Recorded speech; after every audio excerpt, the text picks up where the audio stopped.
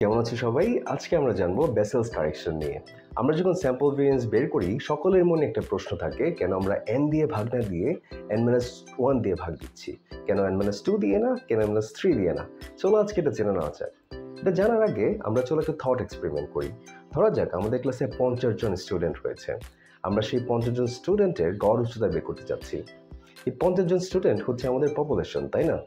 কিন্তু সবসময় তো পপুলেশন সাইজ এত ছোট হয় না, অনেক বড় হতে পারে। তখন আমরা যেটা করি, একটা ছোট্ট একটা অংশ বেছে নিই।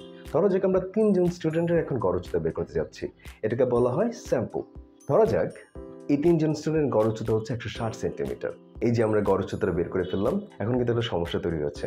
সমস্যাটা হচ্ছে এই 3 জনের গড় উচ্চতা বের করার কারণে যে কোনো একটা ভ্যালু তার স্বাধীনতা হারিয়েছে। এটাকে বলা হয় লস অফ 1 ডিগ্রি ফ্রিডম। ব্যাপারটা কেমন? চলো একটা উদাহরণ দিয়ে বোঝা যাক। ধরা যাক 3 জনের উচ্চতা হচ্ছে 150, 160 এবং 170 এবং তাদের গড় উচ্চতা হচ্ছে 160। এখন কেউ যদি আমাকে তাদের উচ্চতা দুজনের ভ্যালু এবং তাদের গড় উচ্চতা দিয়ে দেয়, তাহলে কিন্তু আমি চোখ বন্ধ করে আমি তৃতীয় জনের উচ্চতা পেয়ে যাচ্ছি। অর্থাৎ তৃতীয় জনের উচ্চতাটা আর স্বাধীন থাকতে পারলো না, সেটা পরাধীন হয়ে গেল অন্য ভ্যালুগুলোর উপর আর মিনের উপর সেটা ডিপেন্ড করছে। তো এখন তো বোঝা গেল, তাই না, কেন n-1 দিয়ে আমরা ভাগ দিই? কারণ আমরা কম বায়াস হওয়ার চেষ্টা করছি। তাহলে n দিয়ে ভাগ দিলে কি হতো?